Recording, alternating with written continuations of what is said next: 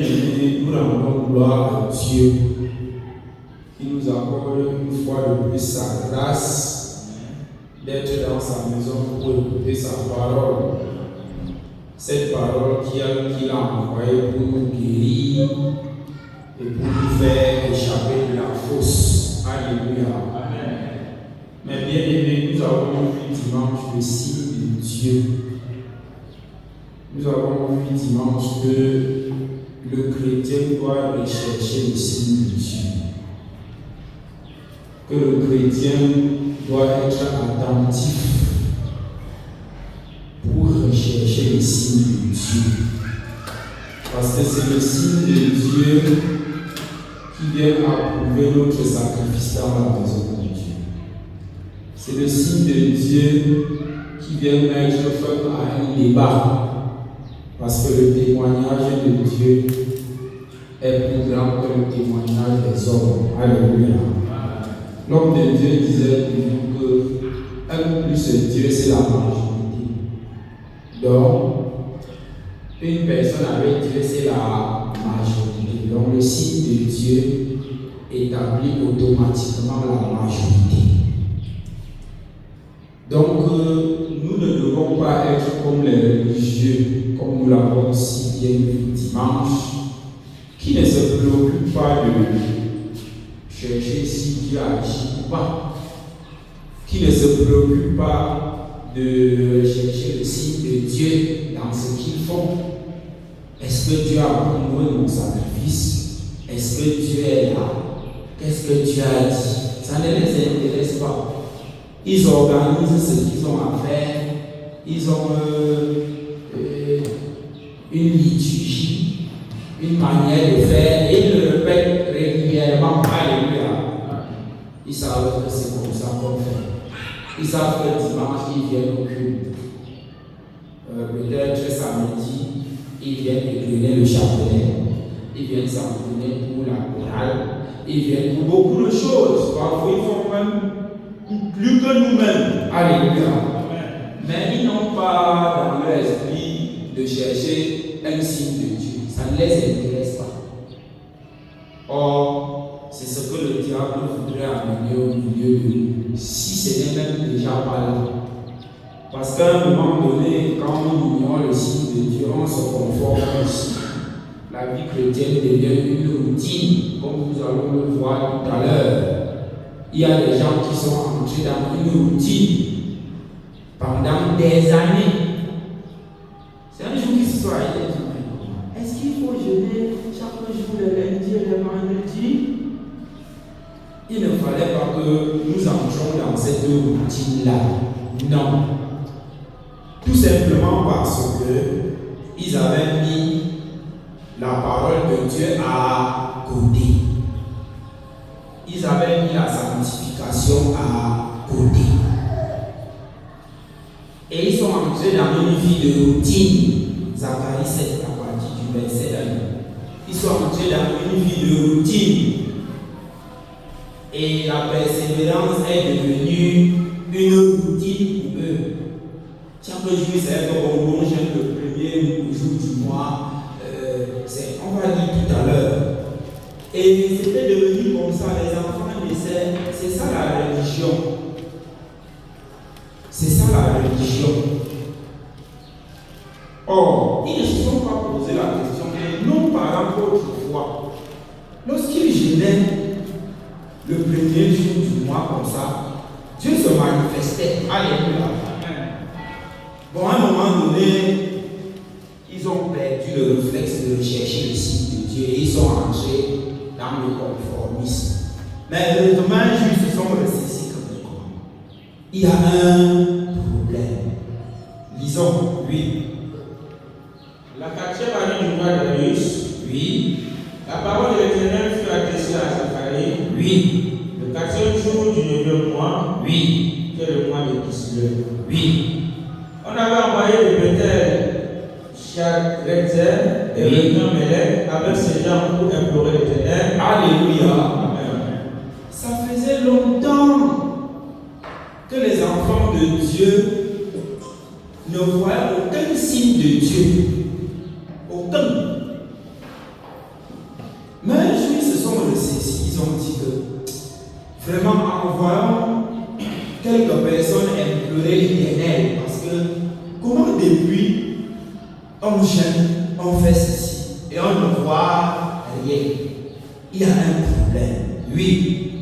Et pour dire aux sacrificateurs de la maison de l'Éternel des armées et aux prophètes, oui. Faut-il que je pleure au 5e mois et que je fasse abstinence, oui, comme je l'ai fait tant d'années? Mais, prophète, faut-il que nous continuions à pleurer le 5e mois et que nous continuions à faire abstinence comme nous le faisons depuis tant d'années sans voir aucun signe de Dieu? Est-ce que c'est comme ça que nos parents faisaient? Ils se sont ressaisis, ils ont dit que non, c'est pas comme ça. Quand on revisite l'histoire de nos parents, on voit que ce n'est pas comme ça.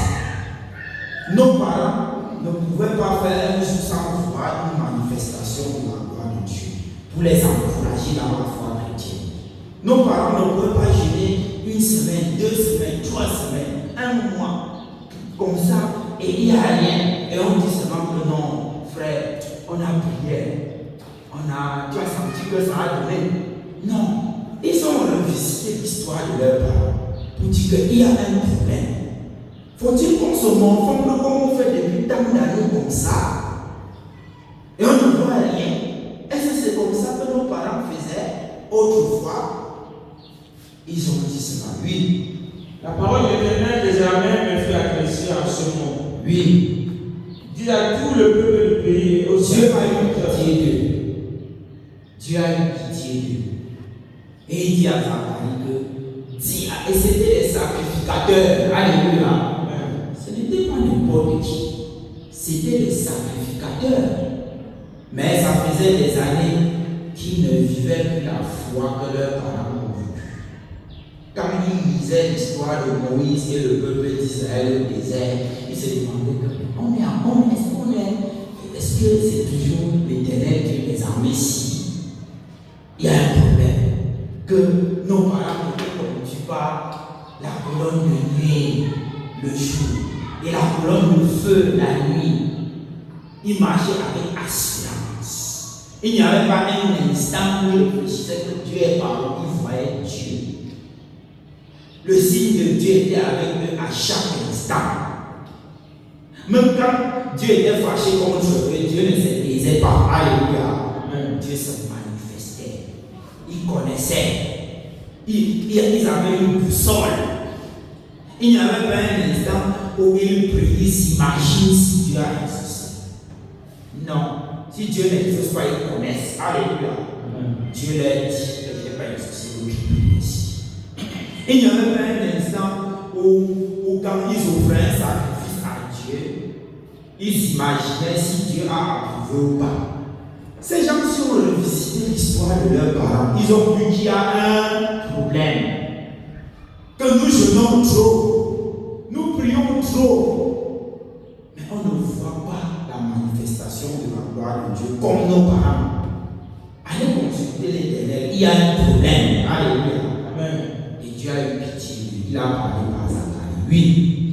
Quand vous avez jeûné et pleuré au 5e et au 7e mois, oui. Et cela depuis 70 ans. Depuis 70 ans. Alléluia. Amen. Mais bien aimé, quand on perd le réflexe de voir le signe de Dieu, on tombe dans la religion automatiquement. La persévérance devient une routine. La persévérance devient comme si on sait qu'on doit faire. Alléluia. On fait pour faire. Il ne faut pas qu'on en arrive à ce niveau.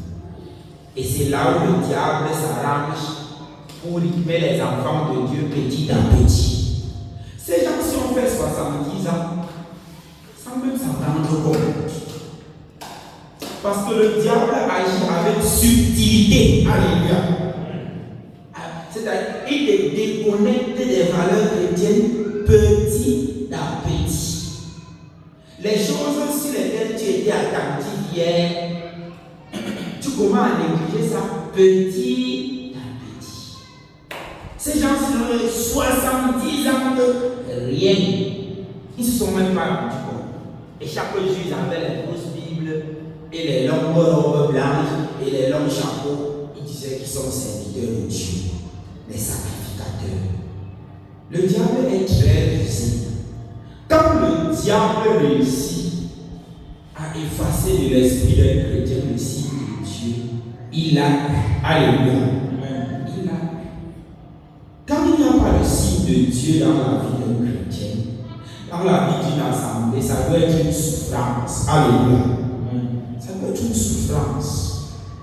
Ça doit être un problème de pleurs. Parce que c'est extrêmement dangereux.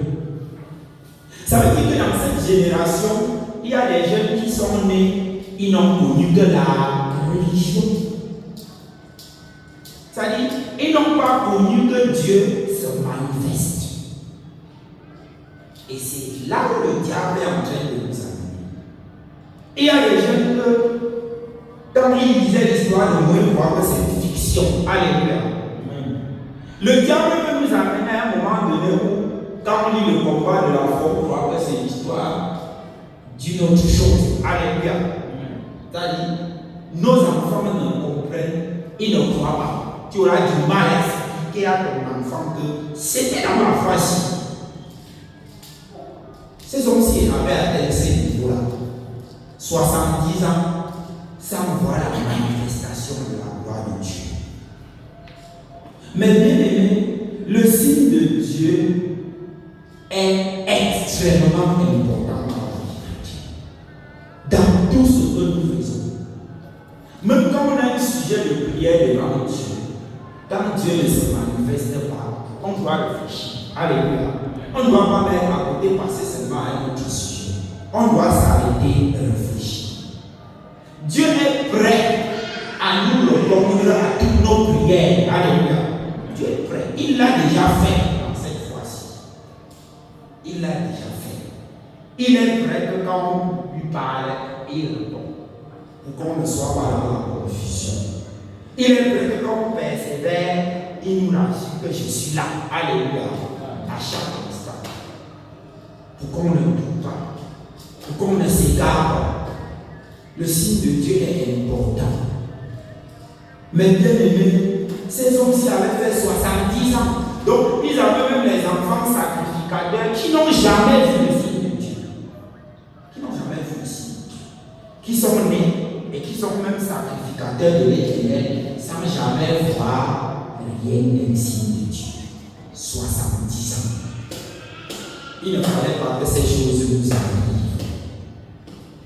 Aujourd'hui, même les dons du Saint-Esprit, le diable fait tout pour que nous mettons cela en oubli. Alléluia. Que ce soit une histoire. Que comme on lit ici les 9 dons, on dit, les 9 dons, c'est très bien. Non. C'est là où le diable veut nous amener. Que ça devienne de la fiction. Que ça devienne une imagination. Et que le jour où tu dis à ton enfant, il y a le don de guérison, il dit, maman, explique-moi bien ça. Tu lui expliques n'importe comment, il ne comprend pas. Alléluia. Il ne comprend pas. Donc, tu n'arriveras même pas à lui expliquer que le don de guérison, c'est que quelqu'un a même n'importe quelle maladie. Un frère regarde seulement le démon. Maman va dire que maman, qu'est-ce que tu as bien compris? Alléluia. C'est là où le diable veut nous amener. Ces hommes-ci ne connaissaient rien. C'est même par grâce que Dieu leur a révélé que non, il faut que je sois au milieu de vous.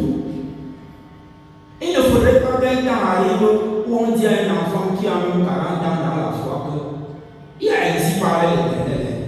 Comment? C'est pas possible. Alléluia. Ces hommes-ci étaient comme ça, des sacrificateurs qui n'ont jamais vu le signe de Dieu depuis 70 ans.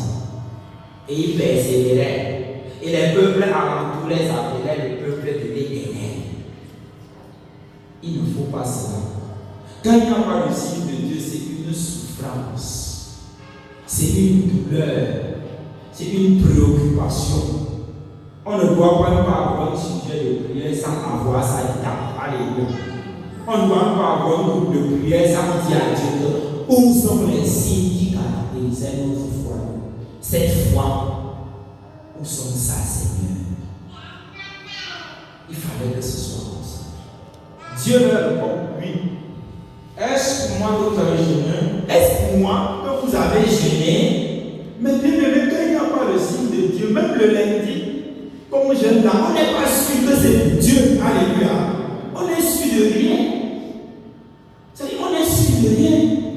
Il ne faudrait pas que depuis 5 ans tu jeûnes pour rien. Il ne faudrait pas que depuis 4 ans tu jeûnes inutilement, que Dieu ne connaît même pas que tu jeûnes.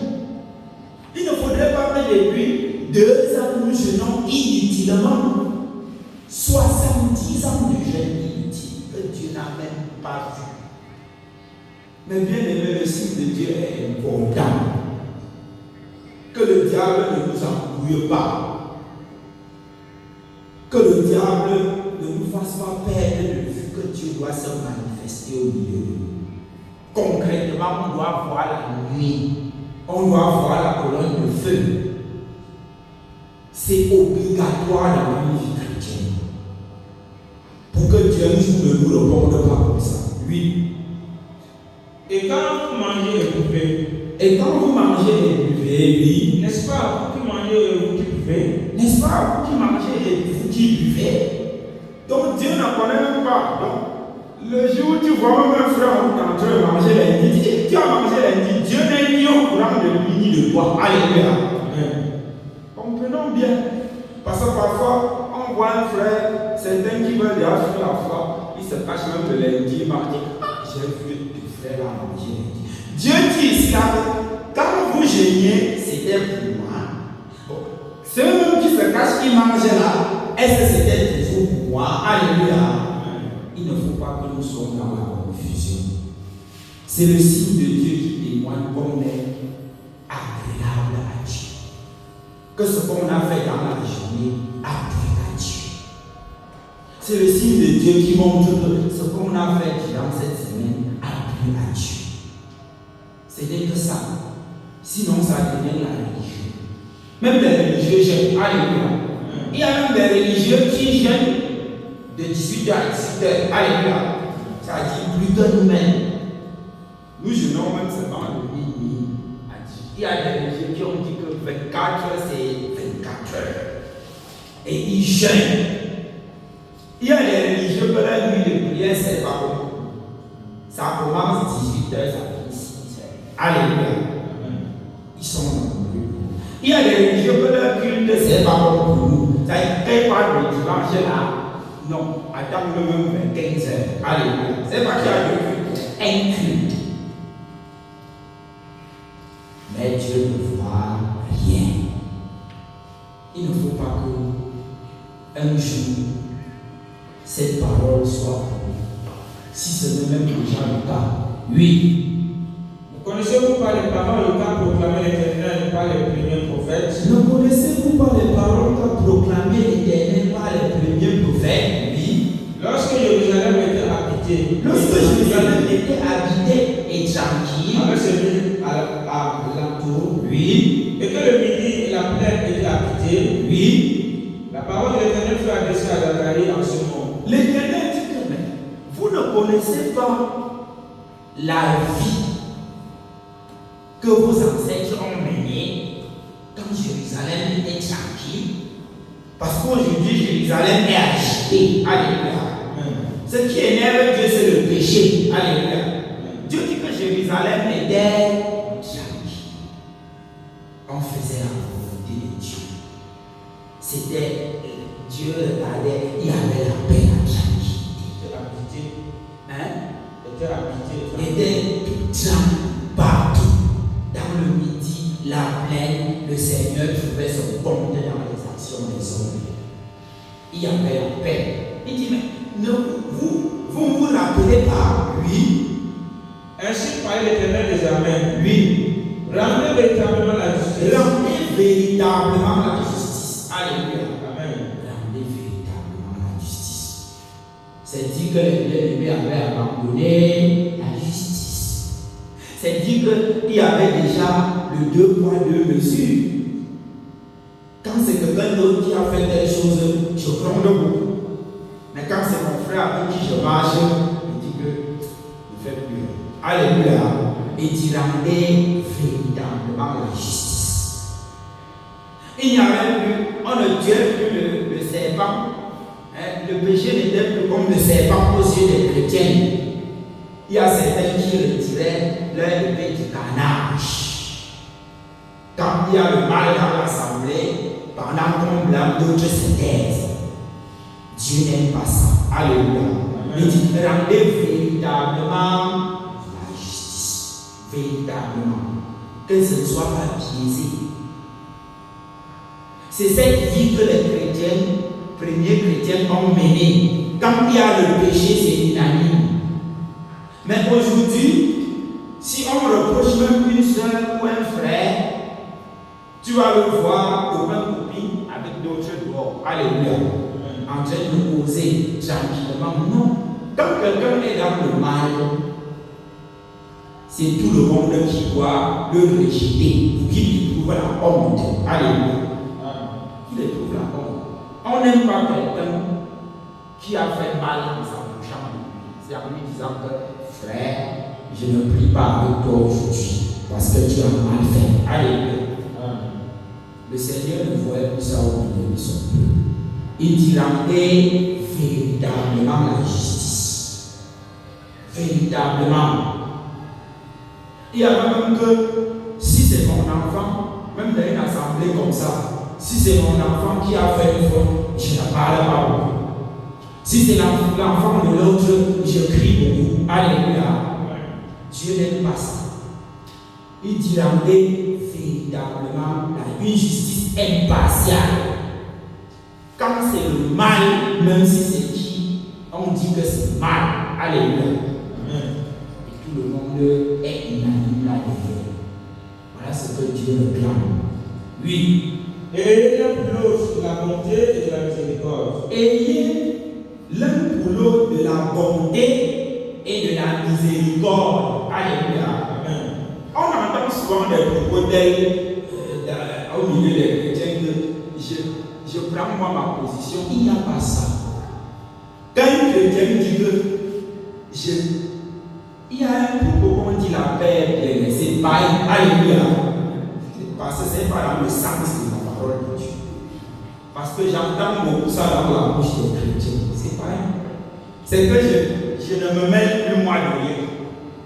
Et même si tu glisses là, moi je ne suis pas voilà, la paix est non, c'est les païens qui ont inventé ça.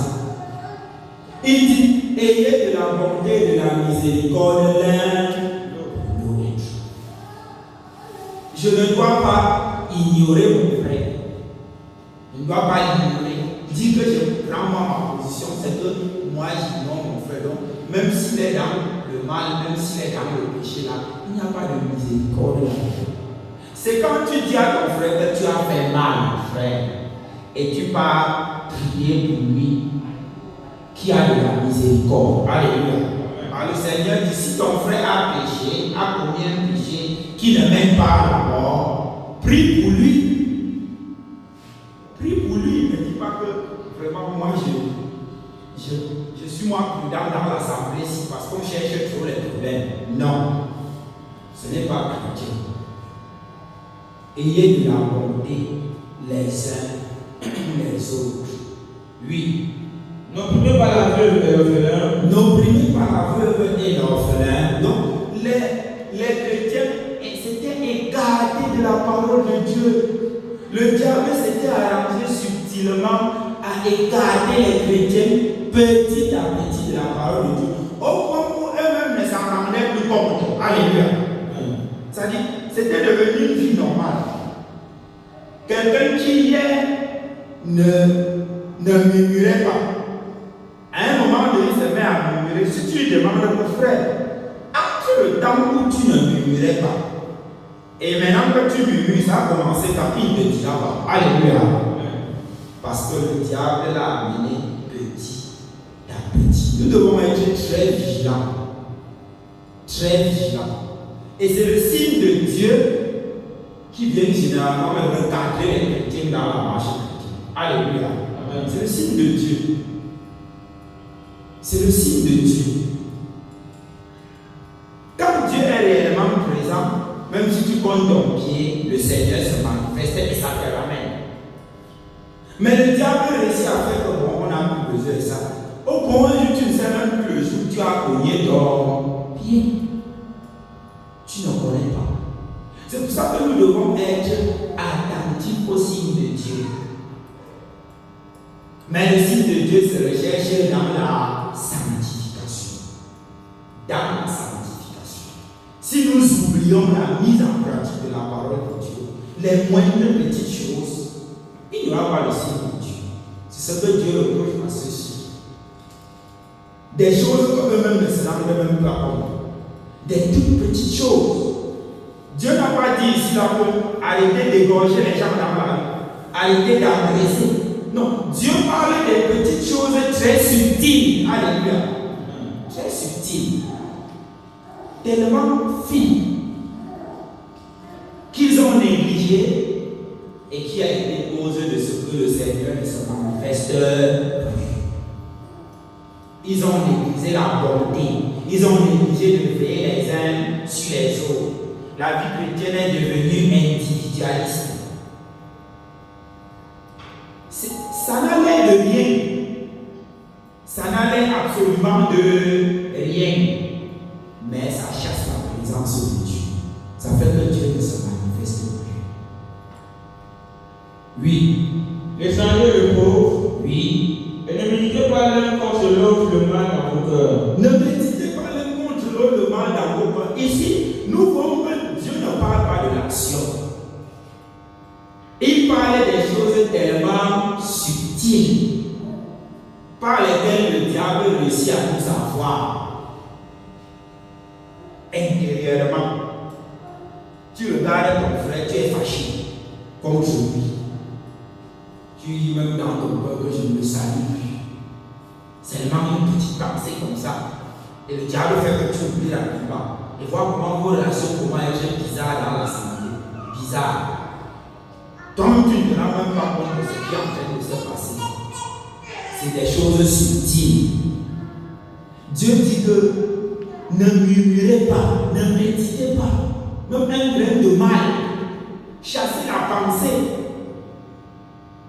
Que peut-être ton frère a une difficulté, le diable te met à cœur que voilà, il va voir. Il faut chasser ça au nom de Jésus. C'est les choses qui chassent la présence de Dieu. Et on ne se rend pas compte. Et on est sûr comme on est chrétien, comme on est sacrificateur, comme ceux-ci. C'est-à-dire, pour eux, ils savaient qu'ils ne font pas la dictaire, ils ne volent pas, ils ne prennent personne, ils n'égorgent personne en route, ils ne sont pas à la sorcellerie. Pour eux, ils voient ça. Mais Dieu dit des choses tellement minables que le diable réussit à injecter au milieu des enfants de Dieu et qui éloignent Dieu. Oui. Mais ils refusaient d'être attentifs, ils eurent l'épaule de père, Oui. et ils endurcirent leurs oreilles pour ne pas entendre. Oui. Ils rendirent leur cœur dur comme le diamant, Oui. pour ne pas écouter la loi et les paroles de l'Éternel des armées, ils les adressèrent par son esprit, Oui. par les premiers prophètes. Oui. Ainsi l'Éternel des armées s'enflamma d'une grande colère. Alléluia. Amen. Donc nous devons rechercher le signe de Dieu dans nos vies en étant très attentifs aux moindres choses. Aux moindres choses. À une visite par exemple. À un bonjour. À un message envoyé à ton frère. Des choses tellement subtiles. Quand le Seigneur dit veillez les uns sur les autres, c'est des choses tellement simples. À une bonne pensée pour ton frère, à une prière pour ton frère. Mais le diable réussit que les frères prient de moins en moins les uns pour les autres. Alléluia. De moins en moins. On peut prier par exemple quand nous sommes ici à la nuit de prière. On dit que telle maman est malade, on prie. tel frère malade, on prie. Ce n'est pas ça. Ce n'est pas ça. C'est porter la souffrance de son frère dans son cœur, même dans la chambre. Alléluia. C'est ça, veiller sur son frère. Quand tu prends par exemple tes sujets de prière, tes frères occupent quel espace dedans? Tu peux même seulement prier pour ton frère et Dieu te donne un message pour lui pour le sauver. Alléluia. Dieu te donne un conseil. Seulement, peut-être qu'il a besoin d'un conseil. Mais le diable élimine ça petit à petit. C'est ça, veiller les uns sur les autres. C'est que je porte mes frères dans mon cœur. Quand je vais en prière dans ma chambre seul, je peux parler à Dieu de mon frère. C'est ça la miséricorde. Quand je vais en prière dans ma chambre seul, je peux avoir la pensée pour mon frère. Mais le diable réussit à ce que les chrétiens s'individualisent davantage. La vie chrétienne devient individualiste. Au point où même, quand tu veux même faire une remarque dans la vie d'un chrétien, il te demande que c'est ma vie. C'est les caractéristiques, c'est-à-dire, ça devient une vie normale. C'est des propos qui ne devaient pas exister. Comme ma soeur, tu as dit que c'est ma vie, tu faisais quoi dans mes affaires? Ça paraît comme rien, mais ça témoigne de la vie d'individualisme que nous sommes en train de vivre et que tu n'aimes pas. Au point où tu n'es même plus accessible que ton frère s'intéresse à ta vie, que ta soeur s'intéresse à ta vie. C'est ces choses qui chassent la présence de Dieu. Et nous accoutumons à ça. Nous vivons sans voir toute la splendeur de la gloire de Dieu et ça nous dit. C'est la religion qui entraîne la vie. Ce n'est que la religion. Pour ceux qui ont quitté les religions pour rejoindre la foi qui sauve, ils devaient même plus pleurer que ceux qui sont nés dans la foi. Parce que ceux qui sont nés dans la foi ne connaissent pas la religion. Alléluia. Ils ne connaissent pas. Peut-être qu'ils croient que c'est comme ça que la foi chrétienne est. Comme ces sacrificateurs de 70 ans, eux ils étaient aussi nés là-dedans, ils savaient. Mais si c'est tellement vrai, c'est même les anciens qui ont dit que non, est-ce que la foi, si c'est encore comme c'était avant? Pour ceux qui ont abandonné les religions pour vivre dans la foi chrétienne sans signe de Dieu, c'est un gâchis. Alléluia. C'est malheureux. Parce que même le religieux va dire que tu nous as laissé. Pourquoi? Il fallait qu'on soit jaloux pour voir le signe de Dieu. Qu'on soit jaloux. Que chacun entre en lui pour examiner toutes ces petites choses. La vie en communauté, la communion fraternelle, la prière pour son frère, c'est laisser accepter que ton frère entre dans ta vie. C'est ça que Dieu aime. Il n'y a pas de vie privée dans la foi chrétienne. Il n'y a pas de vie privée. Et c'est ce que le diable est en train d'amener à la vie privée. Chacun a sa vie privée. Nous sommes des religieux. Avec ça, il n'y a pas de signe de Dieu. Dieu ne leur a pas reproché l'activité ici. Ils sont tranquilles. Mais c'est le cœur qui n'est pas bon. Alléluia. C'est le cœur. Allons voir dans Matthieu 12, verset 38 à 42. On recherche le signe de Dieu dans la sanctification. Dieu leur dit, rendez justice et vous allez voir ma gloire. Sanctifiez-vous et vous allez voir ma gloire. La sanctification, ce n'est pas abandonner le vol. Non. Ce n'est pas ça. Même venir en retard dans la maison de Dieu effrite notre sanctification. Alléluia. C'est ça. Un retard effrite notre sanctification. Parce que ce n'est pas juste de venir. C'est ça que Dieu dit. Rendez véritablement la justice. Est-ce que ce que tu fais là est juste? Est-ce que cette vie de légèreté dans la persévérance est juste? Examinons, c'est ce que Dieu dit. Que rendons véritablement la justice. Manquer la prière matinale, alléluia. Dans cette fois-ci, avant les bien-aimés, quitter les quartiers voisins pour venir faire la prière matinale à l'église. Alléluia. Oui. C'est-à-dire, même ceux qui vivaient vers Mokolola, vers partout là, ils venaient tous à l'église. Tous, comme on dit, ils étaient tous assidus au temple. Ils faisaient la prière matinale à l'église. Tous, les personnes qui montaient.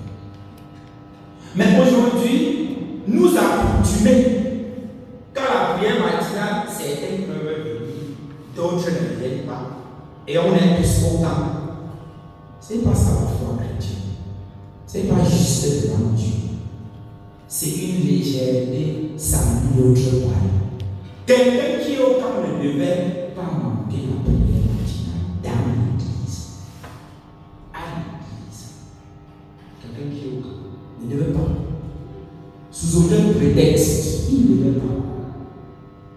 Il ne devait pas. Quelqu'un qui est aux abords du camp ne devait pas manquer la prière matinale à l'église. Mais si nous faisons une foi à des leaders, nous ne pouvons pas espérer la grâce que les anciens ont eue. Les anciens quittaient Mokolo pour venir faire la prière matinale avant de rentrer à leur travail. Comment imaginons-nous que nous pouvons être au camp et on ne vient pas à la prière matinale et ça ne dit rien à personne et on a la même grâce? C'est impossible. Parce que ce n'est pas juste devant Dieu. C'est ça que Dieu dit que ramenez véritablement la justice. Que ce qui est juste, on pratique. Mais le drame, c'est que si même un frère manque la prière matinale et que tu veux le reprendre, c'est les autres frères qui vont la placer. Alléluia. C'est injuste devant Dieu. C'est injuste. Ne faisons pas l'œuvre de Dieu avec négligence. Dieu ne se manifestera pas. Il ne se manifestera pas. Parce que quand nous entendons sur la sanctification, on croit que c'est parce que je n'ai pas prié, c'est pas j'ai vu. Non, ce n'est pas ça. Même parce qu'une journée sans méditer et faire la sanctification. Alléluia. Oui, ça te diminue devant Dieu. Même passer une journée sans prier effrite ta sanctification. Ça effrite. Même être chrétien, tu ne témoignes pas, ça effrite ta sanctification. Alléluia. Ça enlève quelque chose. Même saluer quelqu'un que Dieu n'approuve pas, sans examiner, ça effrite ta sanctification. Or, le diable rend cela aujourd'hui normal. Ça devient normal. Même manger n'importe où, c'est pour ça que Daniel a dit qu'il résolut ne pas se souiller avec les mains du roi. Alléluia. Il résolut. Même prendre un grain d'arachide de la main de quelqu'un que sa vie n'est pas bonne, te dégrader devant Dieu. En ce temps où il y a même le trouble dans l'œuvre de Dieu, les chrétiens doivent être vigilants. Alléluia. Extrêmement vigilants. Mais on dit que c'est mon frère, non? Est-ce que l'œuvre de Dieu va séparer les gens? Oui, Jésus dit que je suis venu apporter mes pesteurs. Alléluia. Pour séparer le fils du père, la fille de la mère. Mais la bouche charnelle fait que, ah non, n'est-ce pas, c'est notre frère? Non. Quand tu manges l'arachide de quelqu'un que Dieu n'approuve pas, ça te souille automatiquement. Quand tu serres même la main de quelqu'un comme ça, que Dieu n'approuve pas, ça te souille automatiquement. La sanctification est au-delà d'abandonner les gros péchés. Au-delà. C'est ce que ceux-ci n'avaient pas compris. Ils avaient négligé les petites choses. Et c'est ce manque de sanctification de rigueur dans la marche chrétienne, de rigueur dans la foi chrétienne, qui fait qu'il n'y a aucun signe de Dieu. Alléluia. C'est ça. Donc, ne demandons pas, même après avoir écouté cette méditation, ne demandons pas le signe de Dieu comme ces pharisiens qui ont demandé à Jésus, fais-nous un miracle rapidement là, on voit. Non. Parce qu'on va penser, Seigneur, fais-nous un signe. Non. On doit se sanctifier. Alléluia. On doit se sanctifier. On ne doit pas vivre la foi aujourd'hui selon ce qu'on voit. Quand la parole de Dieu dit ne vous conformez pas au siècle présent, ça ne veut pas seulement dire qu'on ne doit pas se conformer au païen, mais c'est que ne te conforme pas à la manière de persévérer des gens d'aujourd'hui. Alléluia. Ne te conforme pas. Tu ne pourras pas croire Dieu. Comme les gens jouent avec la foi, sont légers dans la foi, ne te conforme pas. Parce que c'est le siècle présent. Et Dieu reste fidèle dans sa parole. Si tu vois quelqu'un manquer la prière matinale, ne dis pas que non, tout le monde est dans la cité s'il manque, ne te conforme pas. Dieu aime quand on fait la prière matinale dans sa maison. Tu ne fais pas, ta sanctification est automatiquement diminuée devant Dieu. Automatiquement. Vivons la foi selon ce qui était dès le commencement. Alléluia. C'est pour ça que Dieu dit aux gens ci là, vous ne connaissez pas quand Jérusalem était au commencement. Il est renvoie au commencement. Nous ne devons pas vivre la foi comme nous voyons maintenant. Non. Même si tu es seul dans ton assemblée et qu'on dit que tu es trop rigoureux, sois seulement rigoureux. Alléluia. Sois seulement rigoureux. Ne te conforme pas. C'est ça que Dieu a dit. Au commencement, vous ne vous souvenez pas comment Jérusalem était. Au commencement de cette foi, vous ne vous souvenez pas comment les hommes persévéraient. C'est ça que Dieu nous demande aussi. Et que j'étais content de cette persévérance. Et que je me manifestais. Vous ne pouvez pas dire aujourd'hui. Oui, voilà dans Matthieu 12, chapitre. Oui. Alors que les gens d'esprit de les pharisiens prirent la parole, oui, et dit à Jésus, Maître, nous voulions te voir faire un miracle. Nous voulons te voir faire un miracle. Alléluia. C'est-à-dire les gens qui ne pratiquent pas la parole de Dieu, qui viennent dire à Jésus que montre-nous un signe rapidement. Non, ne faisons pas comme ça. Appliquons-nous d'abord à mettre en pratique la parole de Dieu.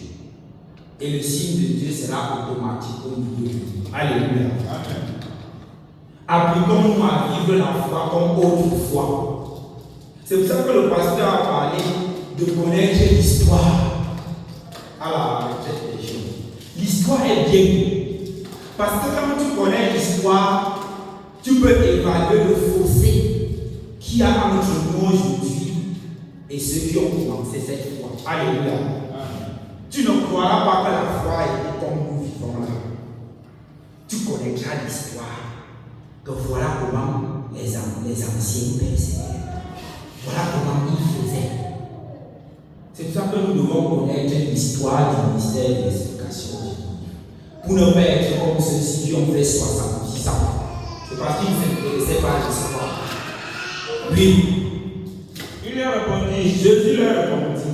Une génération méchante adultère demande un miracle. Une génération méchante et adultère demande un miracle.